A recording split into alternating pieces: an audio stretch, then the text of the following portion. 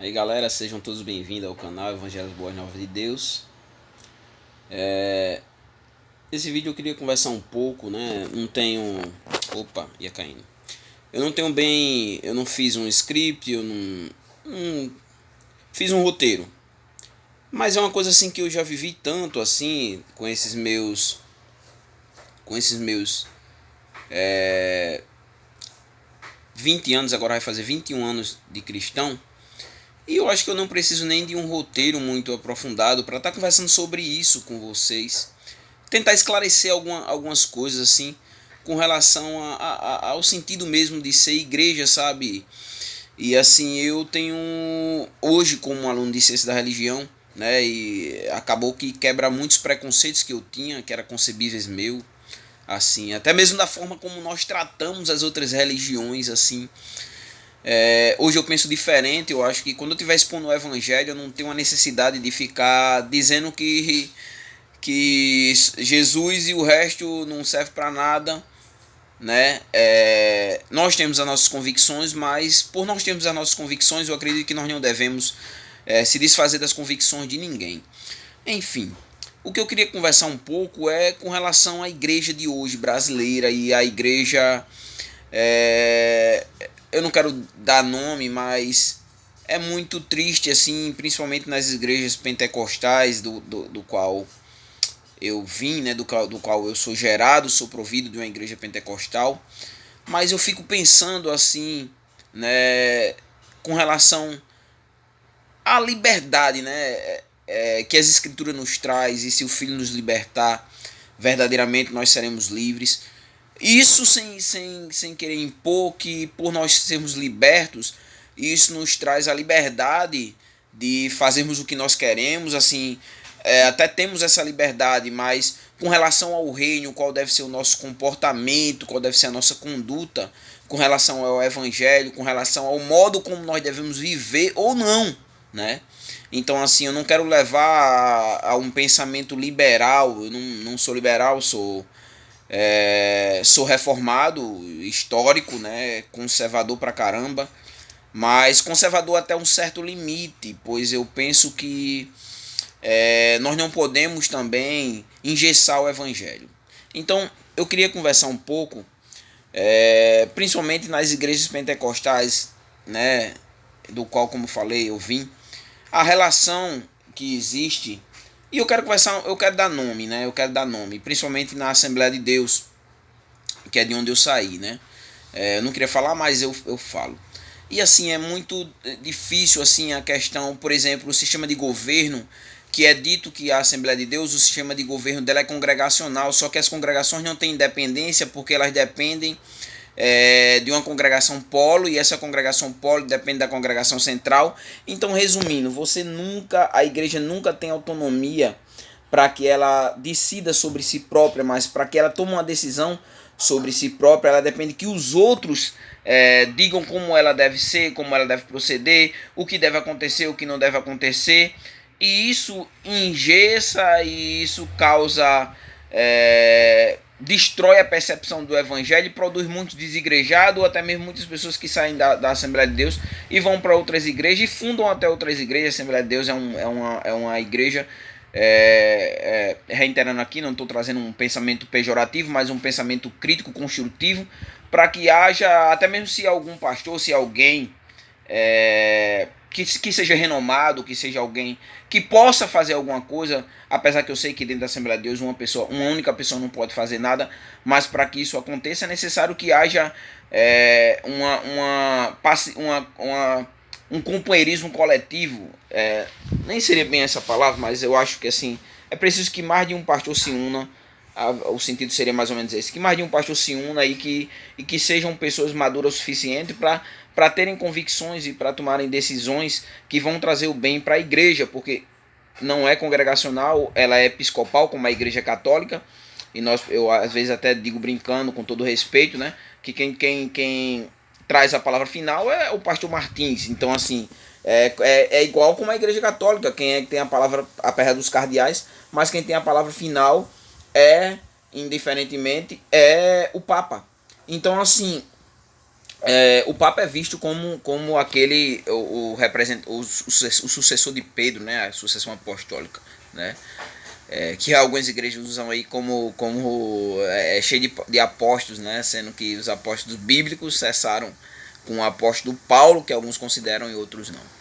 Mas enfim, o que eu quero tratar assim, o que eu quero falar nessa minha crítica? Poxa, as igrejas Assembleia de Deus, que são maiores, que são igrejas grandes, como as igrejas polos, normalmente vão pastores mais conceituados. O que eu quero dizer com isso? São pastores que têm o seu curso teológico, são pastores que além de ter o seu curso teológico, são pessoas bem educadas, são pessoas que sabem lidar com pessoas, são pessoas que têm uma intelectualidade, eu poderia dizer assim, que têm um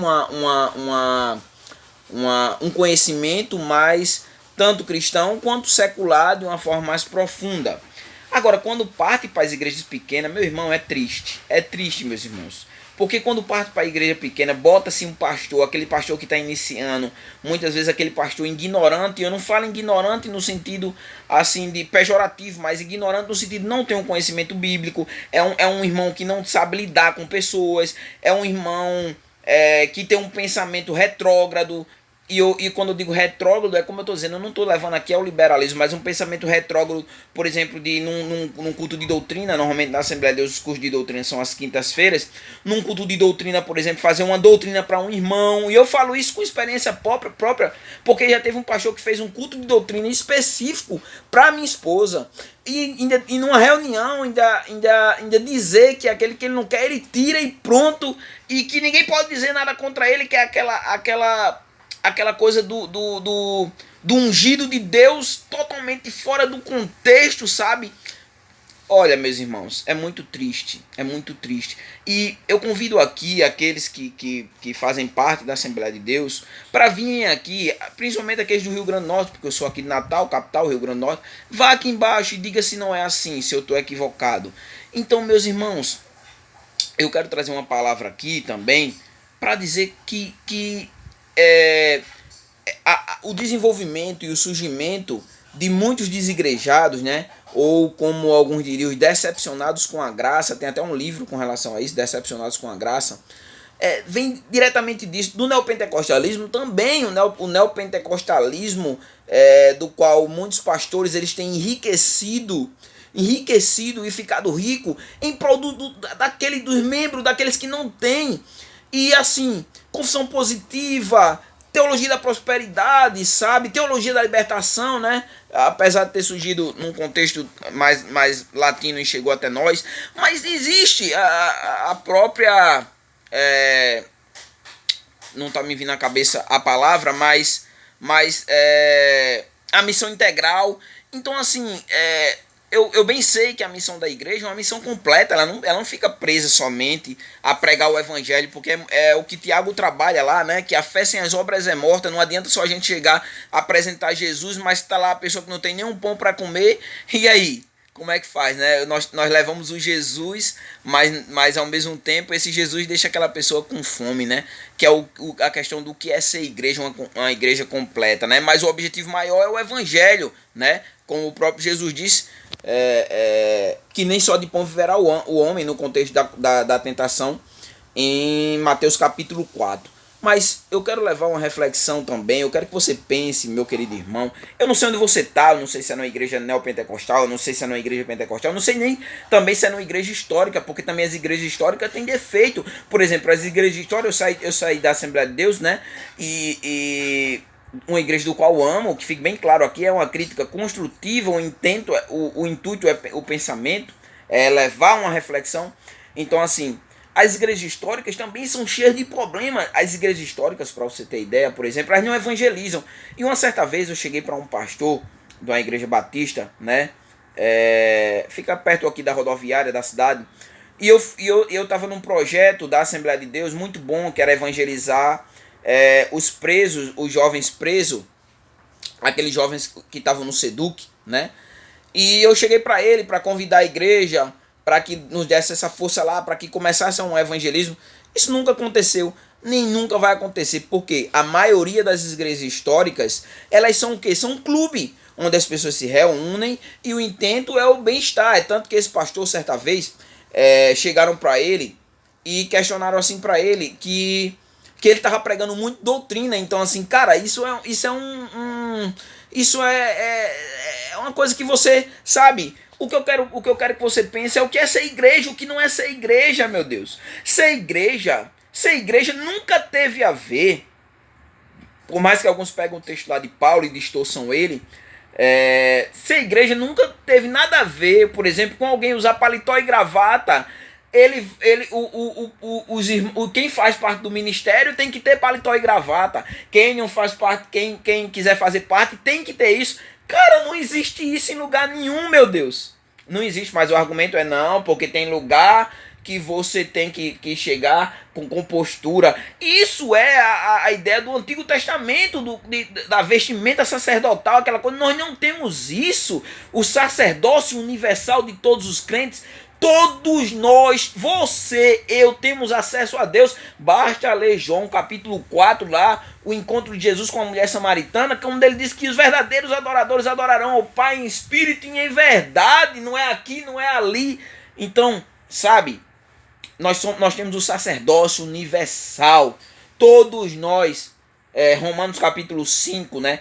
Agora nós temos acesso a Deus. E por intermédio de quem? Jesus Cristo, que morreu na cruz do Calvário, pagando pelos nossos pecados e nos religando com Deus novamente. Nós fomos religados com Deus. Então, o evangelho que escraviza, o evangelho que impõe uma mulher, por exemplo, uma mulher não pode botar um batom, não pode botar um brinco, porque é vaidade. Mas vaidade de vaidade é tudo vaidade. Mas é interessante, porque enquanto uma mulher ela não pode botar um brinco, não pode botar uma maquiagem, não pode fazer uma sobrancelha, até eu fiz, minha filha fez a minha sobrancelha, ficou legal pra caramba.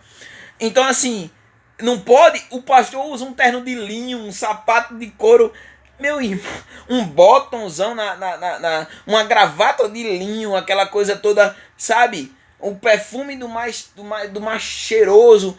Meu irmão, é vaidade. É vaidade. Jesus nos libertou, meu irmão.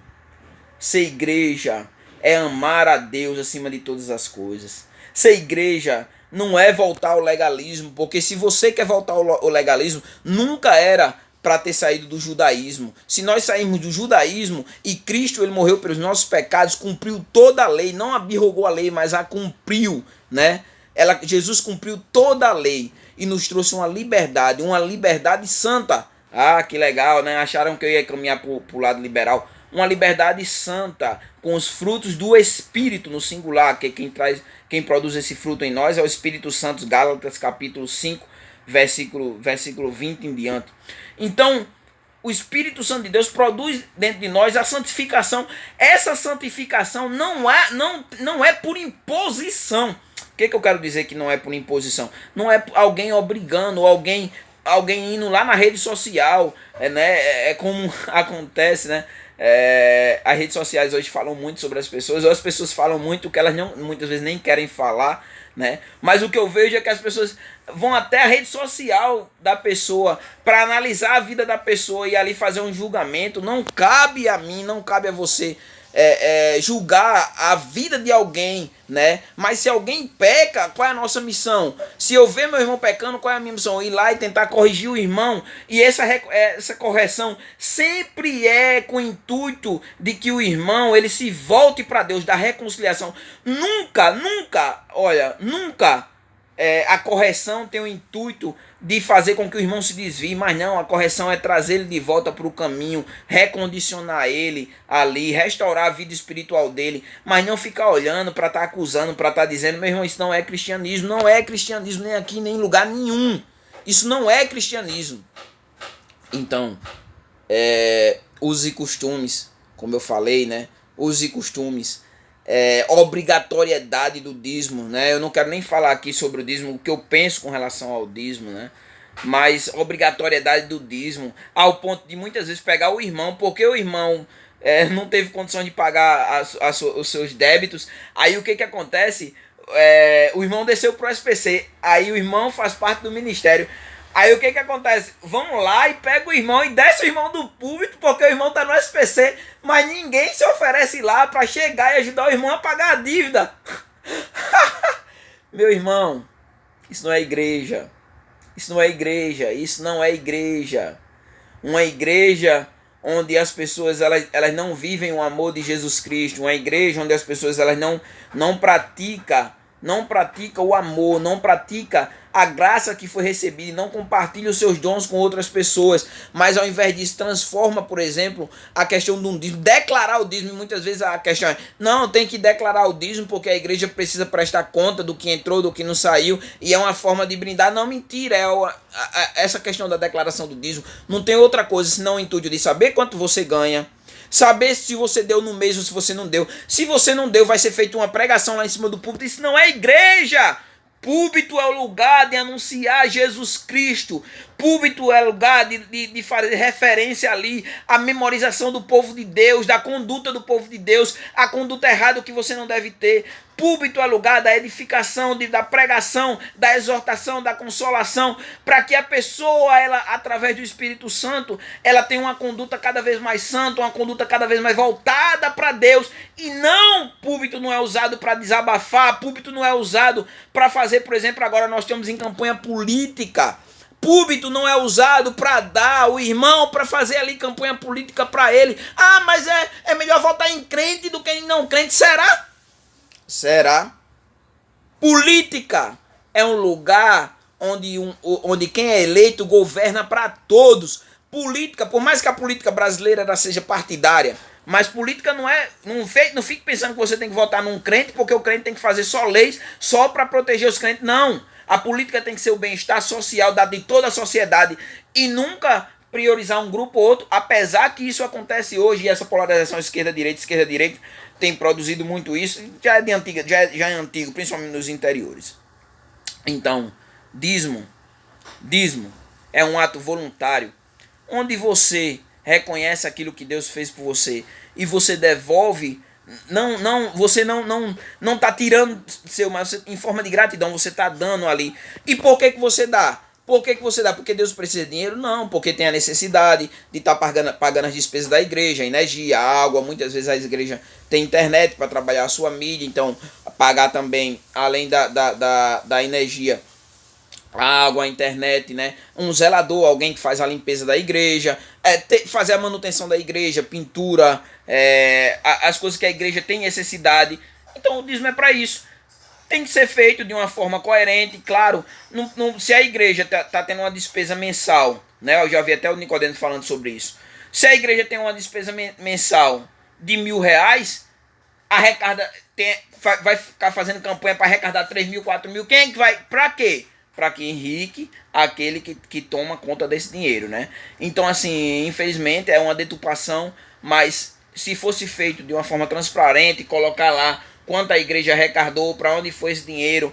As igrejas batistas, da qual eu conheço, né? Eles têm isso, todo mês o membro recebe um relatório do quanto a igreja arrecadou, no que foi gasto, né? Em que foi gasto, em que foi investido, né?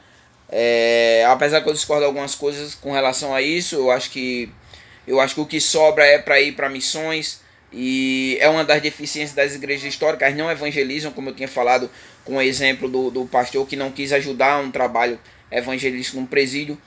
Então é esse tipo de coisa. Não é igreja, não tem nada a ver com igreja, esse tipo de coisa. Não é esse tipo de igreja, não é a igreja que Jesus plantou.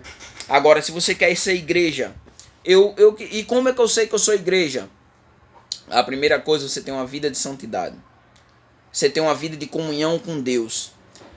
Você tem uma conduta social exemplar. O que eu quero dizer com isso? Você vive na sociedade e você é um exemplo. Você não mente, você não rouba. Você procura sempre estar fazendo o seu melhor, estar fazendo com que a sua vida glorifique a Deus na sociedade. Dentro da igreja você presta um serviço à igreja, você se dedica seu tempo à igreja, você ama os seus irmãos, você ama os irmãos, você participa do convívio com a igreja, você serve a igreja, você leva o evangelho de Jesus Cristo à igreja, você ama a Deus. Igreja é isso, amar a Deus sobre todas as coisas e ao próximo como a si mesmo. Se você não pratica isso, você não é igreja. E Jesus mesmo disse que igreja, para ser igreja, você os frutos, os seus frutos vai dizer se você é igreja ou não. Então, pelos seus frutos o conhecerei. Então nós produzimos frutos, e frutos esses, não frutos legalistas, mas frutos que glorificam o nome do Senhor. Então assim, era mais essa reflexão, era mais assim uma forma de desabafo bem rápida mesmo assim. Não tinha a intenção de ser uma coisa muito sistemática, mas é algumas coisas assim que eu vim passando, vim passando dentro das igrejas, que muitas vezes tem gerado mais desigrejado e matando muita gente, e as pessoas nem querem mais voltar, passam tanta coisa, tanta amargura dentro da igreja, e muitas vezes elas não querem nem mais voltar para dentro da igreja, e muitas vezes até se desviam e desviam de uma forma definitiva, e o culpado é a igreja brasileira e o que ela tem produzido. Então assim, essa é a reflexão que eu queria fazer, principalmente para levar em conta, colocar pastores que sejam pastores de verdade e não dirigentes de congregações. Existe a diferença. Pastor, ele cuida, dirigente de congregação, ele só se preocupa com congregação, que a igreja vai arrecadar para estar mandando dinheiro para suas sedes, né? Então assim, é uma crítica, mas é uma crítica construtiva. Vamos orar, vamos interceder para que essas situações venham a mudar, apesar pelo que as escrituras traz, a cada dia mais nós vamos ver a apostasia, nós vamos ver a cada dia mais as incredulidades, nós vamos ver mais as igrejas se desviando, e nós vemos isso de várias formas hoje aí, igreja para todo tipo de pessoa e todo tipo de gosto. Mas a questão é, será que essa igreja é bíblica? Será que essa igreja não é bíblica? Para onde está conduzindo esse rebanho? Será que é para o céu mesmo ou está conduzindo para a perdição eterna? Fala a reflexão, que Deus te abençoe, se inscreve no canal, compartilha esse vídeo para que outras pessoas também venham orientar. E eu nem dei um tema, mas o tema desse vídeo é uma reflexão sobre a igreja não brasileira, porque eu não generalizei, mas principalmente a igreja pentecostal, e é uma reflexão sobre a igreja legalista. Então que Deus te abençoe e que você possa a cada dia buscar mais uma vida de santidade em nome de Jesus.